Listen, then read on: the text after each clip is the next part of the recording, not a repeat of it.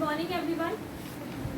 Welcome back to our channel Softline Institute. My name is Kareena और आज की इस क्लास में हम पढ़ने वाले हैं चैट जीपीटी के कुछ सीक्रेट कोड्स एंड ट्रिक्स. तो ध्यान से देखना, बहुत ही ज़्यादा इंपॉर्टेंट होने वाली है आपके लिए. अगर आप किसी बुक को प्रिपेयर कर रहे हो, किसी कॉम्पिटिटिव एग्जाम्स की प्रिपरेशन कर रहे हो या फिर किसी भी एग्ज़ाम की प्रिपरेशन कर रहे हो, कॉलेज हो, स्कूल हो, डजेंट मैटर. जब हम किसी एक बुक को प्रिपेयर करते हैं या किसी एक चैप्टर को प्रिपेयर करते हैं तो वो टाइम कंज्यूमिंग होता है.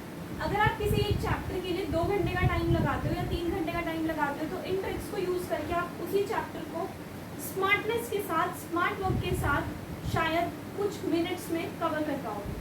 ठीक है, तो स्टार्ट करते हैं. सबसे पहले राइटिंग एंड स्टाइल कंट्रोल से.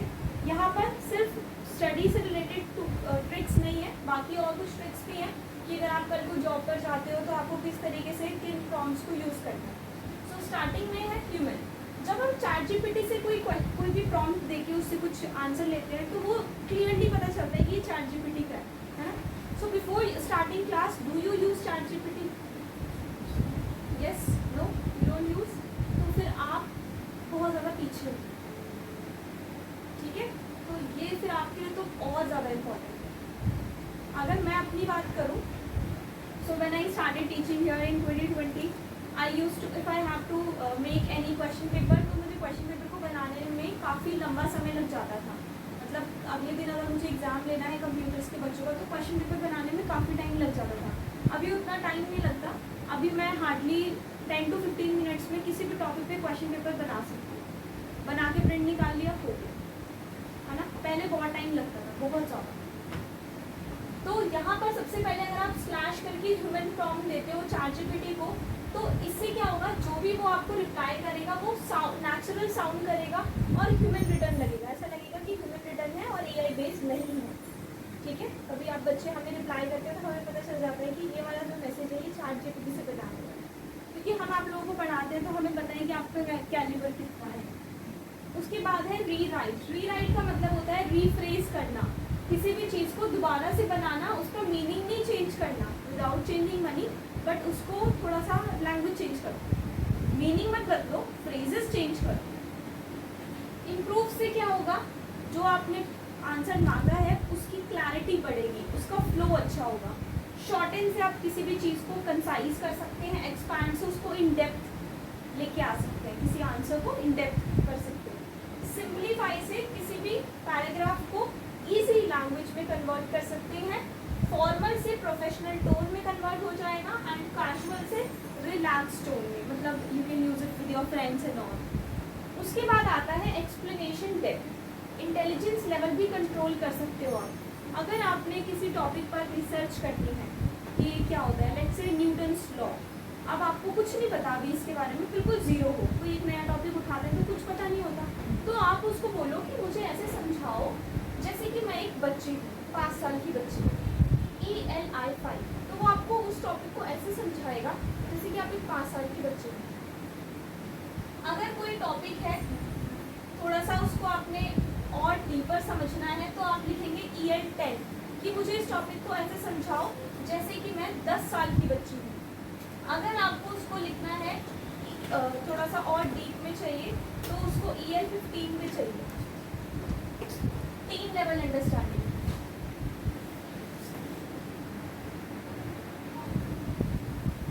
और अगर आपको कॉलेज लेवल के लिए अगर आंसर्स चाहिए, जैसे कॉलेज में होता है ना, एक क्वेश्चन होता है 20 मार्क्स का, है ना, एक क्वेश्चन 20 नंबर का आता है, तो थोड़ा इन डेप्थ में चाहिए होगा आंसर, तो आपको चैट जीपीटी को प्रॉम्प्ट देना है ELI कॉलेज, तो वो आपको उस क्वेश्चन का आंसर कॉलेज स्टूडेंट के लेवल पर देगा. और उससे आगे अगर आपको PhD के लिए कुछ टॉपिक पे रिसर्च कर रहे हो तो आपको ELI PhD लिख के उसको मेंशन करना है. उसके बाद आता है एक्स्ट्राज में कुछ और भी है, जैसे एनालॉजीज. अगर आप उसको प्रॉम्प्ट देते हो तो वो कंपैरिजन में आपको वो चीज़ समझाएगा. अगर आप उसको डीप लिखते हैं तो डीपर एक्सप्लेनेशन देगा. वाई लिखते हो तो वाई पे फोकस करेगा कि क्यों, जो आंसर है वो क्यों है, रीजनिंग पे फोकस करेगा. फर्स्ट प्रिंसिपल्स लिखते हो तो वो फंडामेंटल्स में ब्रेक डाउन करेगा. उसके बाद आती है फॉर्मेटिंग एंड आउटपुट कंट्रोल. अगर आपका कोई चैप्टर है 6-7 पेजेस का तो टाइम लगेगा ना वैसे रीड करने में, तो आप उनकी फ़ोटो क्लिक करके चैट जीपीटी पर अपलोड करके TLDR लिखिए, आपको उनकी अल्ट्रा शॉर्ट समरी मिल जाएगी. ठीक है,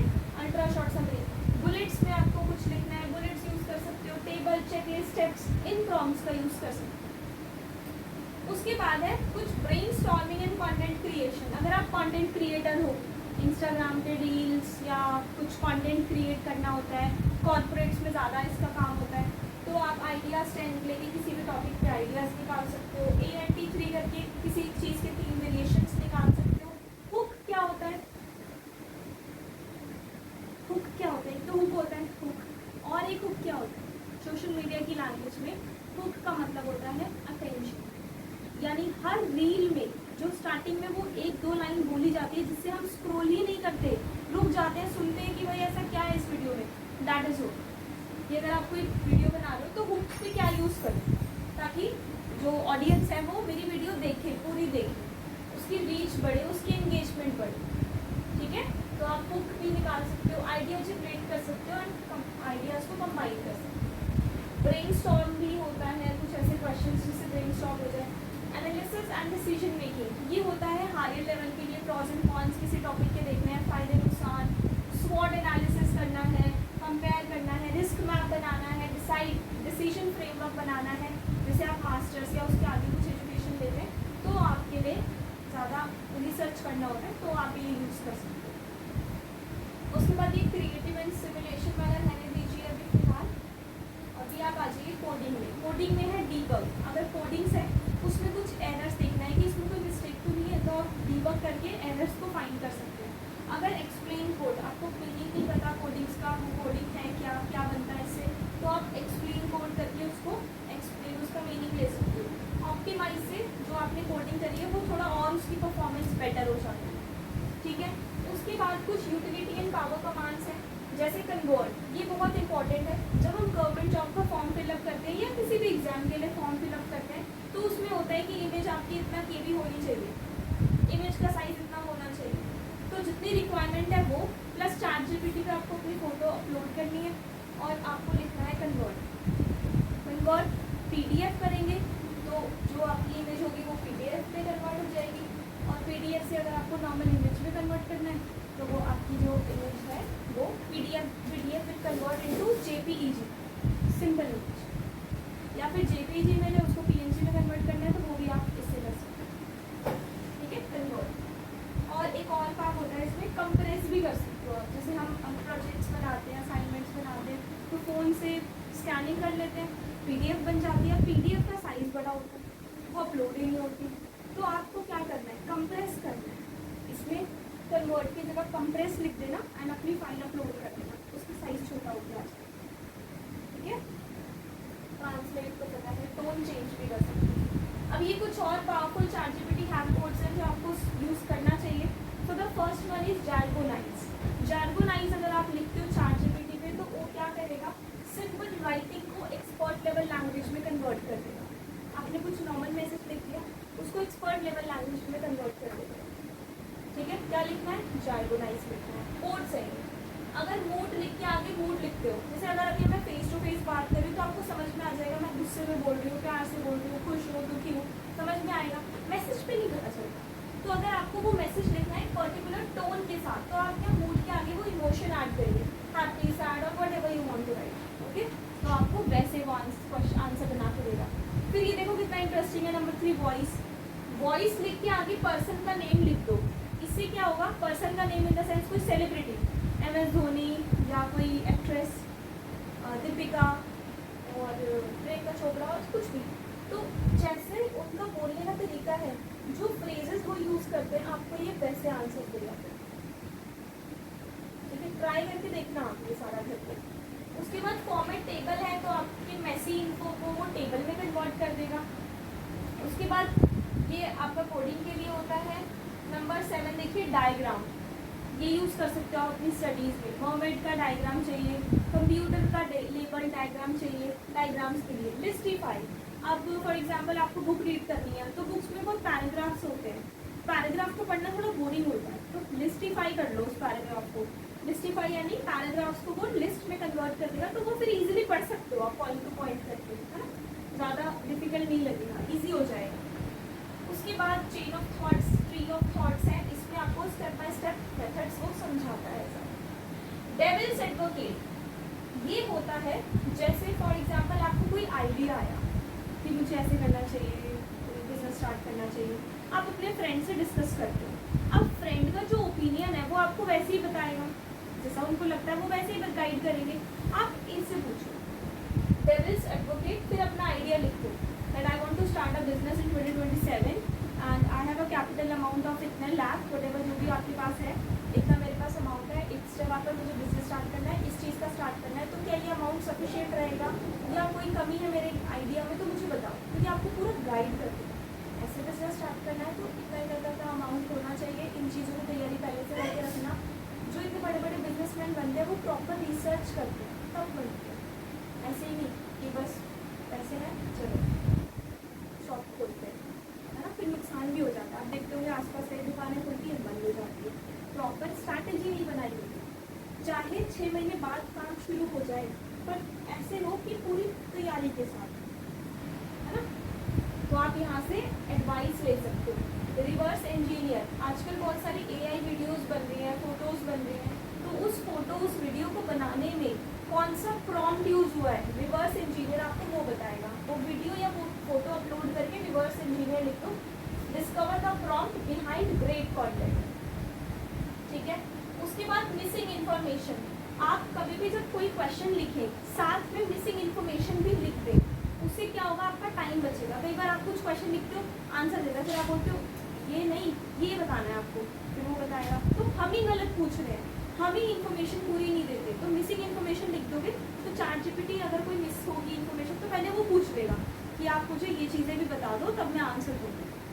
तो आप वो सारी इन्फॉर्मेशन भी बता देना, फिर प्रॉपर आंसर मिल जाएगा। जैसे मैं थंबनेल्स क्रिएट करती हूँ, है ना, थंबनेल क्रिएट करते टाइम मैं अगर कुछ चीज़ देना भूल जाती हूँ, जैसे टीचर का नेम ही नहीं दिया, तो थंबनेल में नहीं आएगा, तो मिसिंग इन्फॉर्मेशन लिख दूँगी, तो पूछ लेगा कि आपने टीचर का नेम नहीं दिया, वो बता दो, कंपनी का नेम बता दो, टॉपिक बता दो, तो मेरा टाइम वेस्ट नहीं होगा, क्योंकि इमेज जनरेट करने में थोड़ा टाइम लेता है। इमेज जनरेट करी वो गलत है, फिर मैंने कुछ दिया अब वो भी गलत है, फिर मैंने कुछ वो भी गलत है, तो टाइम होता नहीं है। उसके बाद आप मॉक इंटरव्यू इम्पॉर्टेंट है, आप ChatGPT को एक लाइव इंटरव्यू में कन्वर्ट कर सकते हो। अगर आपका इंटरव्यू होने वाला है सपोज एक्सेल पर, तो आपको मॉक इंटरव्यू लिख के लिखना है एक्सेल, तो ChatGPT आपसे एक्सेल से रिलेटेड ऐसे क्वेश्चंस पूछेगा जो आपसे इंटरव्यू में पूछे जा सकते हैं। आप उनकी प्रिपरेशन कर लो, 10 20 50 कितने क्वेश्चन होंगे, अच्छी तैयारी करके जाओ, ठीक है। अब कुछ ऐसे कमांड्स स्टार्ट कर रही हूँ जो आपकी स्टडीज़ के लिए इम्पॉर्टेंट है, ठीक है। सबसे पहले है जनरेट हैंड रिटन नोट्स, इससे आप किसी भी टॉपिक पर हैंड रिटन नोट्स जनरेट कर सकते हो। जैसे एक चैप्टर है, अब समझ नहीं आ रहा मैं इसमें से क्या इंपॉर्टेंट लिखूँ अपने नोट्स में, क्या ना लिखूँ, इतना ज़्यादा है, इसका मीनिंग क्या है, तो आप उस चैप्टर को हैंड रिटन नोट्स में कन्वर्ट कर सकते हो, या किसी भी टॉपिक को हैंड रिटन नोट्स आ जाएंगे एक ही पेज पे, फिर आप उसको अपने नोट्स बना लो, उसमें अगर कुछ लगता है कि नहीं ये इम्पॉर्टेंट नहीं है तो रहने दो। विजुअलाइज लर्निंग, इसमें आप डायग्राम्स और विजुअल्स के साथ सीख सकते हो, मतलब जैसे आपको वो सीखना है फूड चेन होता है ना साइंस में, वो देखना है तो आपको उसके साथ वो डायग्राम्स के साथ समझा देगा पूरा कंसेप्ट। अगर आपको स्टिकी नोट्स चाहिए, जैसे कोई लेंथी टॉपिक है, अब आपको उसका ना पूरा समरी स्टिकी नोट्स में चाहिए, स्टिकी नोट्स होते हैं ना कलरफुल, मेरा फ़ोन नहीं है बट मैं दिखाती हूँ आपको भी, तो स्टिकी नोट्स पे कन्वर्ट, मैंने लिखा मिक्स्ड इकोनॉमी में स्टिकी नोट्स बनाना है, ठीक, create sticky notes topic mixed economy, तो उसने मिक्स्ड इकोनॉमी में 6 स्टिकी नोट्स बना के दे दिए, तो आप डायरेक्ट वो लिख के अपने नोट्स में रख सकते हो। जैसे करंट अफेयर्स होता है, अगर आप किसी गवर्नमेंट जॉब की प्रिपरेशन कर रहे हो तो करंट अफेयर्स बहुत इंपॉर्टेंट है, अगर आप वो मिस करते हो तो फिर आपको एग्जाम क्लियर नहीं कर सकते, पता होना चाहिए ना करंट अफेयर्स नहीं। अब करंट अफेयर्स वेबसाइट्स पर होते हैं बट 10-10 पेज के, 15-15 पेज के, एक दिन के, I don't think it is possible to learn in a single day, so उसकी समरी बनाओ, समरी बना के स्टिकी नोट्स बनाओ, तब जाके रजिस्टर में लिखो, डेट डाल के, एक दिन का एक पेज हो गया, ठीक है। उसके बाद माइंड मैप्स आप जनरेट कर सकते हो, माइंड मैप्स होते हैं ना वो बना सकते हो, मेनेमोनिक्स बना सकते हो, कंप्यूटर की शॉर्टकट्स याद नहीं होती, मेनेमोनिक्स बना लो, मेमोरी ट्रिक्स आपको बना के देगा, तो याद हो जाएगी, मतलब इजी हो जाएगा। आप इससे रिवीजन प्लान बना सकते हो कि मेरा एग्जाम है आफ्टर 1 मंथ और मेरे को रिवीजन प्लान बना के दो, ठीक है।